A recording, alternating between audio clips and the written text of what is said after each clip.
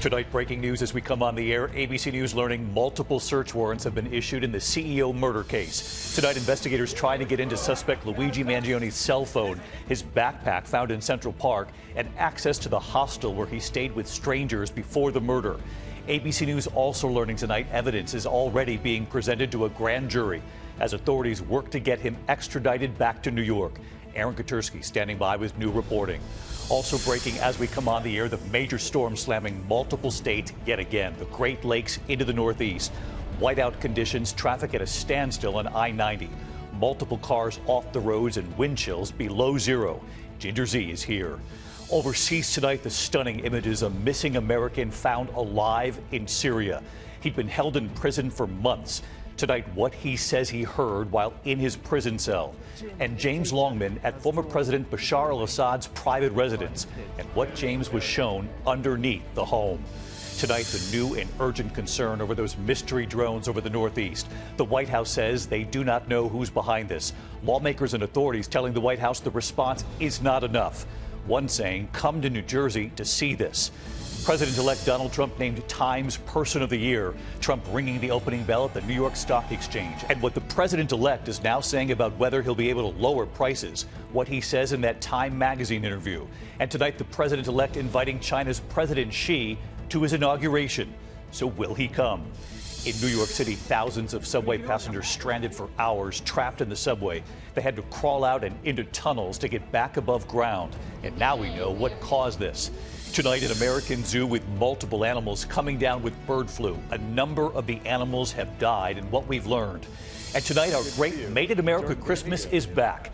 13 years and counting. A little Made in America Christmas. 100%. Your ideas pouring in, and ideas from someone you'll know. I love it when David's Made in America teams up with my favorite things. Tonight, some of Oprah's favorite things with three of our favorite words. Made in America. From ABC News World Headquarters in New York, this is World News Tonight with David Muir. Good evening. We begin tonight with breaking news in the CEO murder case. ABC News has just learned that multiple search warrants have been issued and are now being executed. Authorities looking to get into the suspect's cell phone after getting into his backpack and searching the hostel where he stayed with strangers right before the murder. ABC News also learning tonight that evidence is already being presented to a grand jury in their effort to get suspect Luigi Mangioni extradited back to New York. ABC senior investigative correspondent Aaron Katersky leading us off with late reporting tonight. He's here in New York. Tonight, sources tell ABC News investigators are executing search warrants to build the case against suspected killer Luigi Mangioni. Police are trying to get into the suspect's phone, and they've already searched the Manhattan hostel where he stayed and the backpack he wore when he allegedly gunned down insurance CEO Brian Thompson. Sources say it contained a jacket and Monopoly money. Sources also tell ABC News prosecutors are now bringing evidence before a grand jury, seeking an indictment to strengthen their case for his extradition to New York. We will get the defendant here and bring him to justice through our court proceeding. The district attorney declined to comment on the evidence, but police say fingerprints and ballistics tie the 26-year-old to the crime. Tonight, Mangioni remains behind bars in Pennsylvania in a cell just like this one. Before very long, he'll be brought back to New York where he needs to be facing the consequences of that horrific, audacious attack on the streets of New York City, which just really sent shockwaves through our whole community.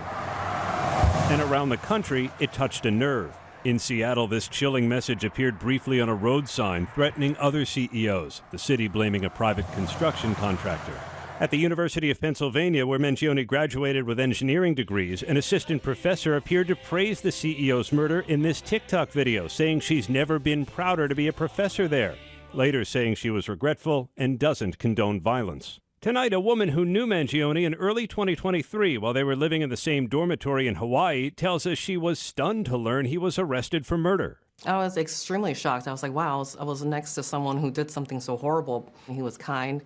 He was super intelligent, super athletic, a good person that I don't think he could have done anything like this. Tonight, David, a Pennsylvania judge has set an extradition hearing for December 30th, so it's possible Mangioni is back here in New York by the new year. David? Eric Katersky leading us off. Aaron, thank you. We're also following a major storm at this hour, once again slamming the Great Lakes and headed right into parts of the Northeast. Parts of I-90 paralyzed. Multiple accidents across several states. Look at these images from Kalamazoo, Michigan tonight. An emergency crew at the scene of an accident when a truck slams into a vehicle there. No one hurt, but the driving is treacherous. Ginger Z has the forecast and Morgan Norwood with the images tonight.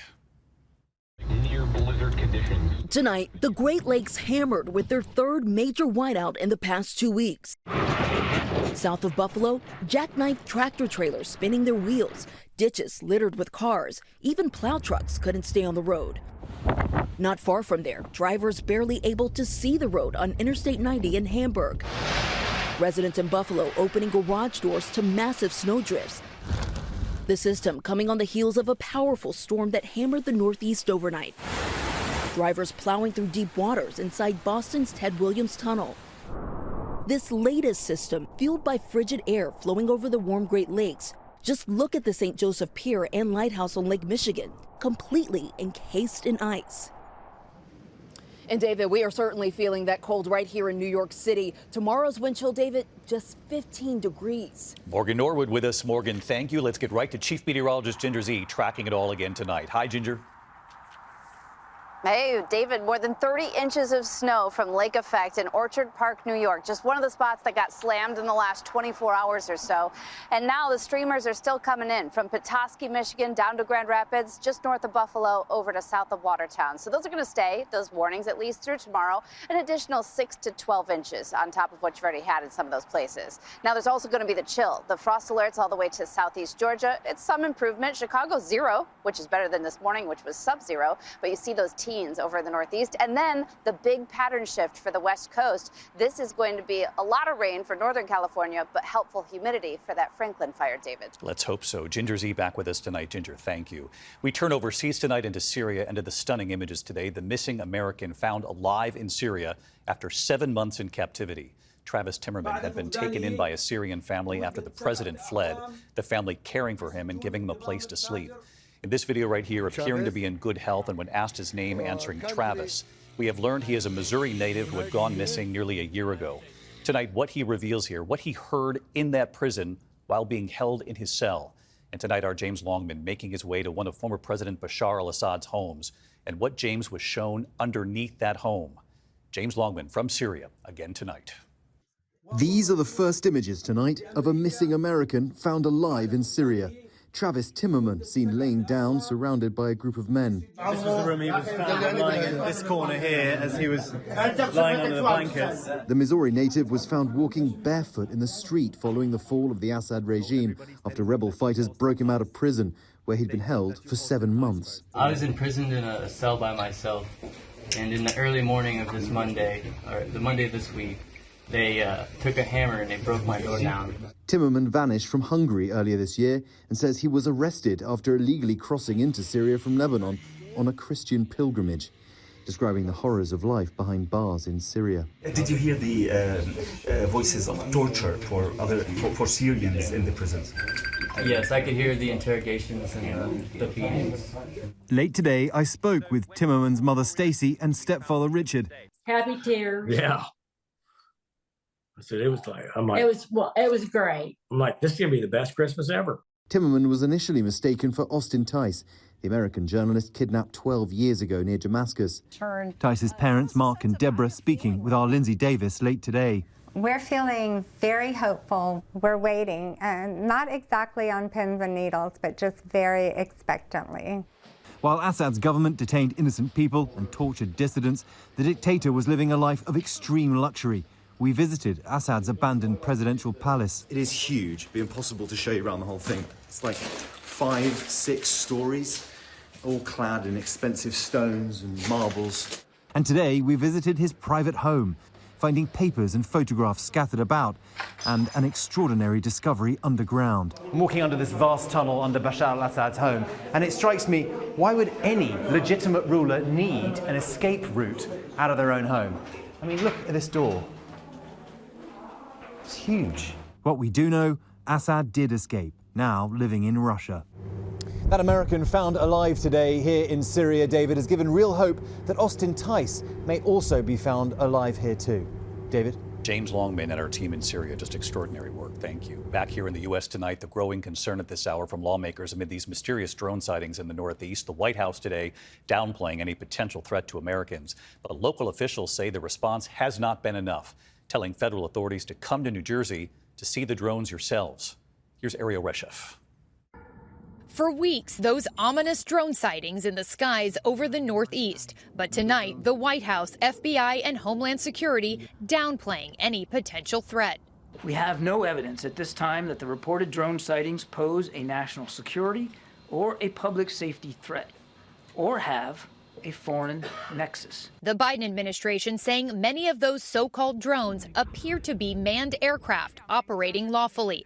But tonight, many authorities in New Jersey say that's not enough. Come on out, Mr. Kirby, and let's go on out one night about 9:30, 10 o'clock. I'll go out behind my town hall, and you can count them with me all night. In a letter today, senators from New York and New Jersey expressing urgent concern, even members of Biden's own party slamming the administration's response. If they're flying over airports or military bases, they should be shot down if necessary.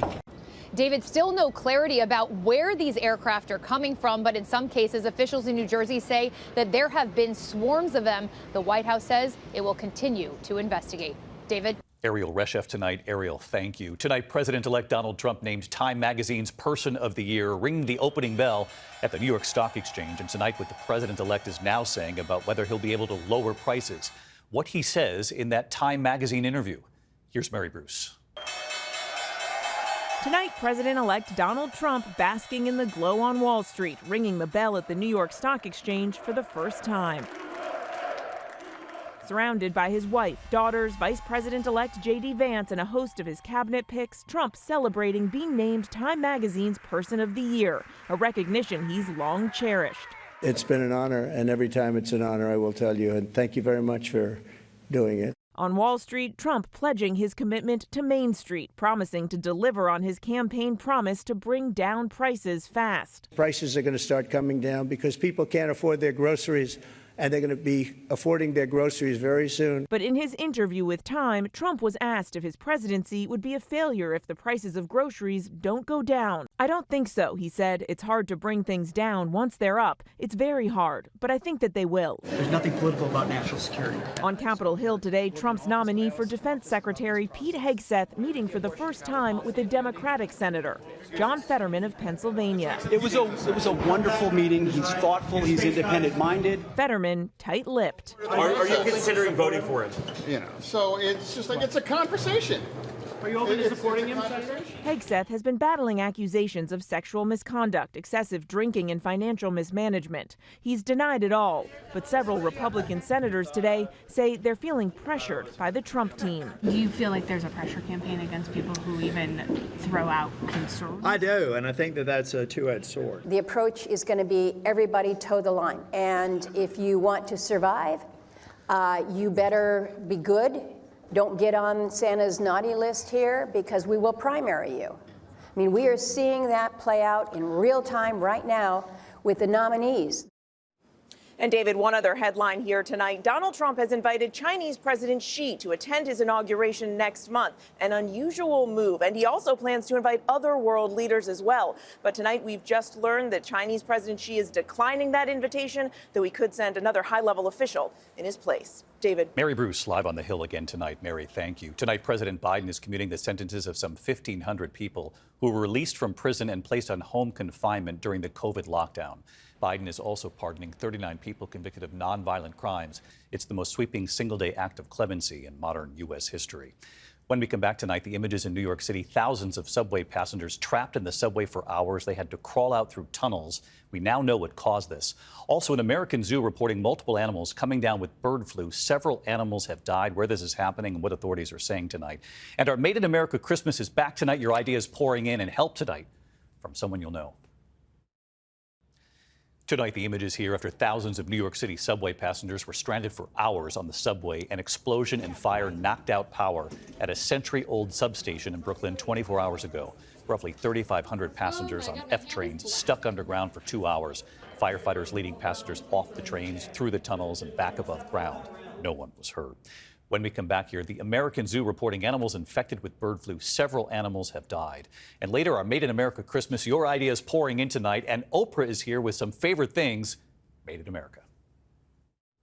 To the Index, a zoo outside Phoenix reporting an outbreak of bird flu tonight. At least 5 animals have now died after testing positive for the virus at the Wildlife World Zoo, including a cheetah and mountain lion. Health officials testing employees now who may have been in contact with the animals. When we come back here tonight, our Made in America Christmas is back. What happened after last night's story? Your ideas pouring in. And Oprah is back. Some of her favorite things made in America. ABC World News Tonight with David Muir. Sponsored by Vivgard Hytrulo and Vivgard.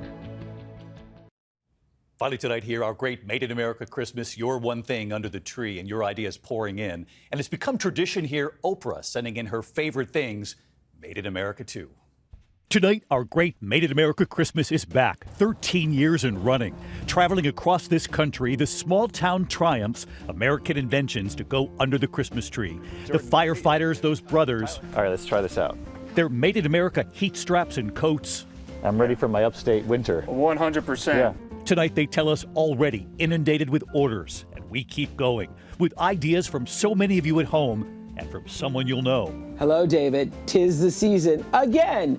You're Made in America and my favorite things. One of our favorite things when Oprah joins us on World News Tonight with her picks made in America. Single moms, farmers, family businesses, minority-owned businesses, gifts that give back to their communities. So many success stories. And we went to find them in Marietta, Georgia. Hi, David. Welcome to Gently Soap in Marietta, Georgia. Come on in. Her company, Gently Soap, all natural ingredients and flowers, lavender and chamomile from Georgia, Montana, and North Carolina.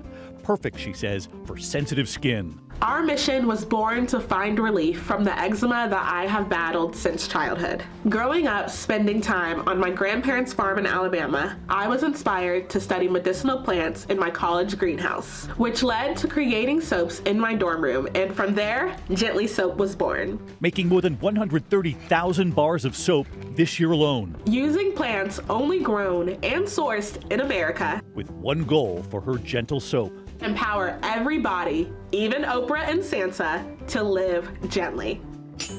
In Fredericksburg, Virginia, Cindy Liebel Jewelry. And tonight, Cindy from her studio. Hi, David. Showing us the earrings Oprah loves. The Kyra hoops and then the Isla hoops here. As you can see, I'm wearing the Isla hoops now. They are super fun. Super fun and super to hear the metal and 14 karat gold is sourced in the U.S. Cindy shaping them with a hammer, sanding them down, packaging them up. They'll be under someone's tree. Thank you, David, and thank you, Oprah, for this opportunity. Thank you, Cindy. And in Los Angeles tonight, Hi, David! Dawn Dees and her company, Rivet Utility, a former school teacher and mother of 5, making jumpsuits stylish. This one, the Manifester. We wanted to simplify dressing for the very busy person, and we also wanted to create local jobs here in Los Angeles. And that's exactly what's happened. 40 sewers making these jumpsuits. We are really proud about being made in the USA. Us too. And in Concord, California, outside San Francisco, Nicole Milliner and her family and their secret recipe for Mighty Mallow's crispy treats. Hey, David. Nicole coming to us from her kitchen. Our seasonal winter nog, or our best sellers, cookies and cream, and red velvet. She started locally and now ships all over America. I know I couldn't have done it without the help of my family. Her sister Jen slicing the red velvet, her niece Brianna packing the gift boxes, her daughter Lexi on social media with Mom. It sure looks good. And her sons Matthew, Elijah, Akeem, all proud to help Mom too. Thank you so much for all the support that you've given to Mighty Mallow Crispy Treats and products that are made in America.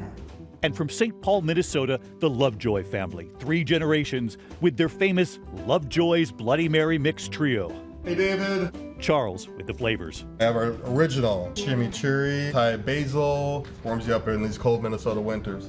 Creating jobs, Derek stirring the mix, the tomatoes from Indiana, more than 25,000 bottles a year. The whole family packing up orders for Christmas. And apparently, a message for me. I got one right here for you. Come on and get it. Cheers. On my way with those 3 words in mind. Made in America! We love Made in America. Of course, we love when Oprah joins us. Keep your ideas coming, some great ones right here tomorrow night. Good night. Thank you for making World News Tonight with David Muir, America's most watched newscast.